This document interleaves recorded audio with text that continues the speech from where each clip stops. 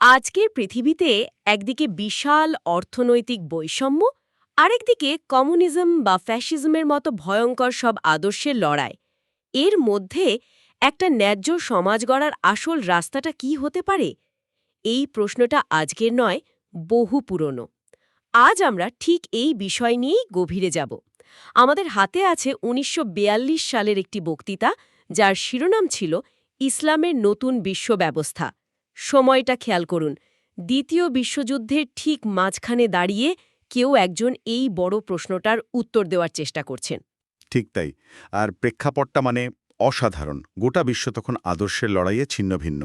একদিকে কমিউনিজমের বিশ্ববিপ্লবের ডাক, অন্যদিকে ফ্যাসিজমের উগ্র জাতীয়তাবাদ।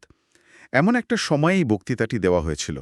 এর মূল আকর্ষণ হল, এটি শুধু কোনো তাত্ত্বিক আলোচনা নয়, এটি তৎকালীন প্রভাবশালী ধর্মনিরপেক্ষ মতবাদ এবং প্রচলিত ধর্মীয় ব্যবস্থাগুলোর দিকে তাকিয়েছিল, তাদের দুর্বলতাগুলো চিহ্নিত করেছিল এবং সবশেষে একটি নির্দিষ্ট সম্প্রদায়ের জন্য একটি বিস্তারিত কর্মপরিকল্পনা দিয়েছিল। এর ভিত্তিটা কোনো আইন বা জোর জবরদস্তি নয়, বরং বিশ্বাস আর অনুপ্রেরণা। বড় করে দেখছে। এটি শুরুই হচ্ছে ধনী আর দরিদ্রের মধ্যে বাড়তে থাকা ভয়ঙ্কর বৈষম্যের একটা জীবন্ত ছবি দিয়ে। বক্তৃতা একটা উদাহরণ টানা হয়েছে, যা শুনলে গায়ে কাঁটা দেয়। বলা হচ্ছে, এমনও দেখা যায় যে একজন ধনী ব্যক্তির পোষা কুকুর তার টেবিল থেকে বেঁচে যাওয়া মাংসরুটি খাচ্ছে, আর ঠিক পাশেই একজন দরিদ্র মানুষের সন্তান ক্ষুধার জ্বালায় ঘুমাতে পারছে না। এই দৃশ্যটাকেই আধুনিক সভ্যতার সবচেয়ে বড় সংকট হিসেবে তুলে ধরা হয়েছে। আর এই সংকট সমাধানের জন্যই তো তখন বড় বড় মতাদর্শগুলো মাঠে নেমেছিল। আর সবার আগে অবশ্যই আসবে বলশেভিজম বা কমিউনিজমের কথা। তাদের সমাধানটা কি ছিল? শুনতে তো বেশ আকর্ষণীয় লাগার কথা। হ্যাঁ, তাদের প্রতিশ্রুতি ছিল নিখুঁত অর্থনৈতিক সাম্য। তাদের মূলমন্ত্র ছিল, প্রত্যেকের কাছ থেকে তার সামর্থ্য অনুযায়ী নাও, আর প্রত্যেককে তার প্রয়োজন অনুযায়ী দাও। কিন্তু এই বক্তৃতাটিতে এর ৩টে মারাত্মক ত্রুটির কথা বলা হয়েছে। প্রথমত, এটি ব্যক্তিগত উদ্যোগকে পুরোপুরি মেরে ফেলে। ভাবুন, যদি একজন গবেষক বা একজন কৃষক জানেন যে তিনি দিনরাত খেটে যা উদ্ভাবন বা উৎপাদন করবেন, তার কোনো বাড়তি পুরস্কার তিনি পাবেন না, তাহলে তার সেই বাড়তি খাটুনির অনুপ্রেরণাটাই তো চলে যাবে। এর ফলে ধীরে ধীরে গোটা সমাজেই একটা বুদ্ধিবৃত্তিক স্থবিরতা নেমে আসে। এটা তো গেল অর্থনৈতিক দিক। আর কোনো সমস্যা? দ্বিতীয় সমস্যাটি আরও গভীর। এটি ছিল ধর্মবিরোধী। কমিউনিজম ধর্মকে শুধু ব্যক্তিগত জীবনে সীমাবদ্ধ রাখতে চায়নি, বরং রাষ্ট্রীয়ভাবে একে সমাজ থেকে মুছে ফেলতে চেয়েছিল। আর তৃতীয় এবং সবচেয়ে বড় সমস্যাটা হলো, এই ব্যবস্থাটা দাঁড়িয়েই ছিল বলপ্রয়োগের উপর।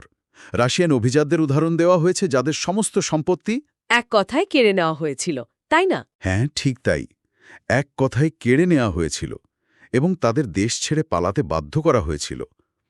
এই হিংসাত্মক পদ্ধতি হয়তো সাময়িকভাবে সম্পদ কেড়ে নিতে পারে, কিন্তু মানুষের মনে এটা একটা গভীর ঘৃণা আর ক্ষোভের জন্ম দেয়, যা কখনোই একটা সুস্থ সমাজের ভিত্তি হতে পারে না।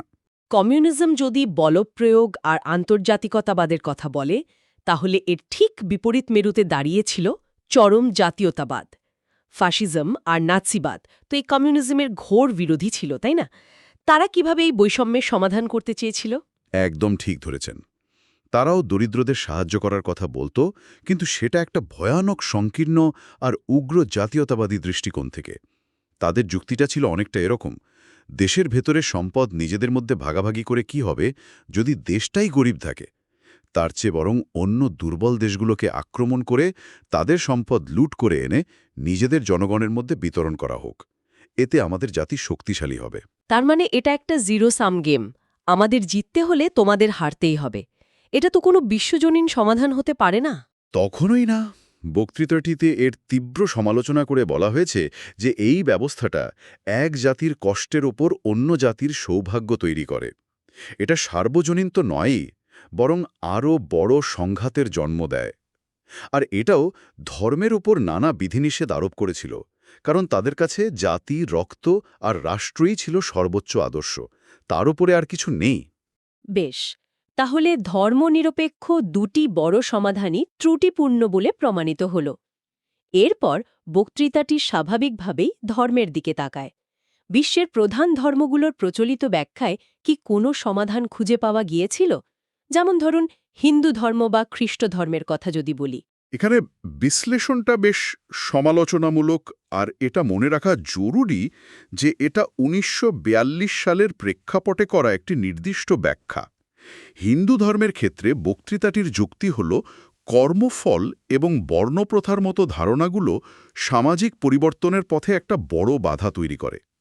এর ভেতরে যুক্তিটা হল, যদি সমাজের একটা বড় অংশ বিশ্বাস করে যে কারো বর্তমান দারিদ্র্য বা সামাজিক অবস্থান তার পূর্বজন্মের কর্মফলের কারণে হয়েছে, তাহলে সেই পরিস্থিতিটা বদলানোর চেষ্টা করার অনুপ্রেরণাটাই তো কমে যায়।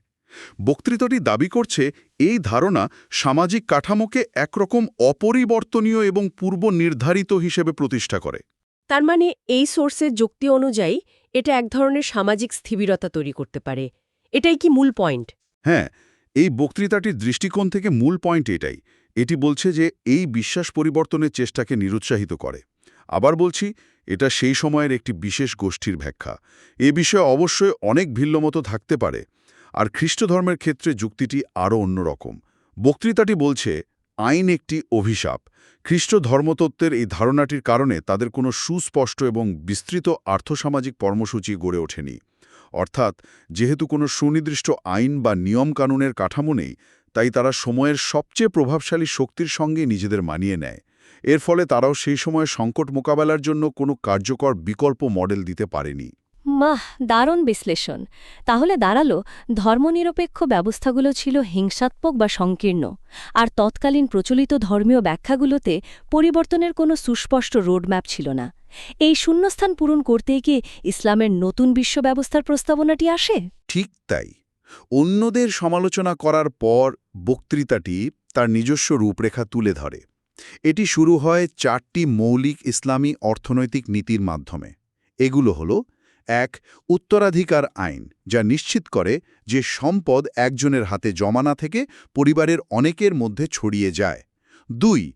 অর্থ তুণ্ডিয়ে না রাখা, বরং বাজারে চালু রাখা, যাতে অর্থনৈতিক চাকা ঘুরতে থাকে। ৩. সুদ প্রথার বিলুপ্তি, যা ঋণদাতার হাতে চক্রবৃদ্ধি হারে সম্পদ জমা হওয়া বন্ধ করে। আর ৪. জাকাত ও স্বেচ্ছায় দান, যা সরাসরি দারিদ্র্য দূর করার একটি প্রাতিষ্ঠানিক ব্যবস্থা। আচ্ছা, এই 4টে নীতি তো সিস্টেমের বেসিক নিয়ম, যা সম্পদকে এক জায়গায় আটকে থাকতে বাধা দেয়। কিন্তু আধুনিক জটিল পৃথিবীতে শুধু এইটুকু কি যথেষ্ট? বক্তৃতাটি তো আরও বড় কিছুর কথা বলছে। আমি এখানে আল ওসিয়াত নামে একটি পরিকল্পনার কথা দেখছি। এটাই কি সেই ব্যবস্থার মূল চালিকা শক্তি? একদম, আপনি ঠিক জায়গায় ধরেছেন। এটাই হলো প্রস্তাবিত নতুন বিশ্ব ব্যবস্থার হৃৎপিণ্ড। এটি কোনো সরকারি কর নয়, বরং সম্পূর্ণ স্বেচ্ছামূলক একটি আত্মত্যাগের ব্যবস্থা। এই ব্যবস্থায় বিশ্বাসীদের উৎসাহিত করা হয় যেন তারা মৃত্যুর আগে তাদের মোট সম্পত্তির 10 ভাগের 1 ভাগ থেকে শুরু করে সর্বোচ্চ 3 ভাগের 1 ভাগ পর্যন্ত একটি কেন্দ্রীয় তহবিলে দান করার জন্য উইল বা ওসিয়াত করে যান। এই তহবিলটি ইসলামের বার্তা প্রচার এবং সমাজের দরিদ্র ও অভাবী মানুষের কল্যাণে খরচ করা হবে। আর এই পুরো ব্যবস্থাটাকে বক্তৃতাটিতে বলা হয়েছে একটি শান্তিপূর্ণ বিপ্লব। 1 মিনিট, শান্তিপূর্ণ বিপ্লব, তাও আবার টাকা পয়সা বা সম্পত্তি দান করার উপর ভিত্তি করে। এটা তো খুব বেশি আদর্শবাদী শোনাচ্ছে। ইতিহাসে তো আমরা দেখেছি মানুষ সাধারণত সম্পত্তি ধরে রাখতে চায়, ছাড়তে চায় না। এমন একটা ব্যবস্থা যা মানুষের সবচেয়ে বড় দুর্বলতা, সম্পদের লোভের, এর বিপরীতে কাজ করে, তা বাস্তবে কিভাবে সফল হতে পারে? এই প্রশ্নটাই সবচেয়ে গুরুত্বপূর্ণ, আর এখানে এর মনস্তাত্ত্বিক দিকটা বেরিয়ে আসে। বক্তৃতাটি একে সরাসরি বলশেভিক বিপ্লবের সঙ্গে তুলনা করে। বলশেভিজম বলছে তোমার সম্পত্তি রাষ্ট্র কেড়ে নেবে। এটা মানুষের মনে কি জন্ম দেয়? ভয়, ঘৃণা আর প্রতিরোধ। অন্যদিকে আল ওসিয়ত ব্যবস্থা বলছে তুমি তোমার সম্পত্তির একটা অংশ একটা মহৎ উদ্দেশ্যে দান করে যাও, যার পুরস্কার তুমি পরকালে পাবে। এটা মানুষের মনে কি তৈরি করছে? আশা, আনন্দ আর আধ্যাত্মিক সন্তুষ্টি। ভয় আর ঘৃণার বদলে আনন্দ আর আশা। ঠিক তাই। আর এর কার্যকারিতা বোঝাতে বক্তৃতাটিতে একটি অসাধারণ জীবন্ত উদাহরণ দেওয়া হয়েছে। বলা হয়েছে একজন ব্যক্তি তার স্ত্রীকে এসে খুব আনন্দের সঙ্গে জানালেন যে তিনি তার সম্পত্তির একটি অংশ ওসিয়াত করেছেন। তার স্ত্রী এই কথা শুনে দুঃখ প্রকাশ করলেন, কারণ তার নিজের নামে কোনো সম্পত্তি নেই, তাই তিনি এই মহান কাজে অংশ নিতে পারছেন না। তিনি তখন স্বামীর কাছে আবদার করলেন যেন তার নামে কিছু সম্পত্তি দেওয়া হয়, শুধু এই কারণে যাতে তিনিও ওসিয়াত করতে পারেন। এরপর তাদের ছেলেও তাদের পথ অনুসরণ করে। এটা তো অবিশ্বাস্য। পুরো চিত্রটাই উল্টে গেল। যেখানে মানুষ সাধারণত সম্পত্তি বাঁচানোর চেষ্টা করে, সেখানে এখানে মানুষ সম্পত্তি চাইছে শুধু দান করার সুযোগ পাওয়ার জন্য। এটাই হলো সেই শান্তিপূর্ণ বিপ্লবের মূল শক্তি। এমনকি যাদের কোনো বড় সম্পত্তি নেই, তারাও তাদের মাসিক আয়ের একটা অংশ দান করার জন্য পথ খুঁজছিলেন। এই যে মানুষের ভেতর থেকে আসা অনুপ্রেরণা, এটাই আসল চালিকা শক্তি। এটি কোয়েশন বা জোর জবরদস্তির মাধ্যমে সম্পদ সংগ্রহ নয়, বরং গভীর বিশ্বাস থেকে জন্ম নেয়া এক স্বতঃস্ফূর্ত আন্দোলন। এর লক্ষ্য আইন দিয়ে মানুষকে বাধ্য করা নয়, বরং মানুষের হৃদয় পরিবর্তন করা। এই মোবিলাইজেশন বা সংঘবদ্ধতা আসছে অনুপ্রেরণা থেকে, ভীতি থেকে নয়। বোঝা গেল, আল ওসিয়াত ব্যবস্থাটি একটি দীর্ঘমেয়াদী পরিকল্পনা, যা হয়তো প্রজন্মের পর প্রজন্ম ধরে ফল দেবে। কিন্তু ১৯৪২ সালের সেই জরুরি মুহূর্তে বা আজকের দিনে জরুরি প্রয়োজন মেটানোর জন্য কি ব্যবস্থা? বক্তৃতাটিতে তহরিকে জাদিদ নামে আরেকটি প্রকল্পেরও কথা তো আছে। এর ভূমিকাটা কি? খুবই ভালো পয়েন্ট। আল ওসিয়ত হল চূড়ান্ত লক্ষ্য, আর তাহরিক-ই জাদিদ হল সেই লক্ষ্যে পৌঁছানোর প্রথম বাস্তবসম্মত পদক্ষেপ। এটিকে বৃহত্তর পরিকল্পনার একটি অগ্রদূত বা একটি বিনয়ী মডেল হিসেবে বর্ণনা করা হয়েছে। এটি ১৯৩৪ সালে শুরু হয়েছিল, যখন সম্প্রদায়টি অর্থনৈতিকভাবে খুব কঠিন সময়ের মধ্যে দিয়ে যাচ্ছিল। এর মূল উদ্দেশ্য ছিল সদস্যদের মধ্যে কয়েকটি অভ্যাস তৈরি করা: শৃঙ্খলা, সরল জীবনযাপন এবং স্বেচ্ছায় আর্থিক ত্যাগ।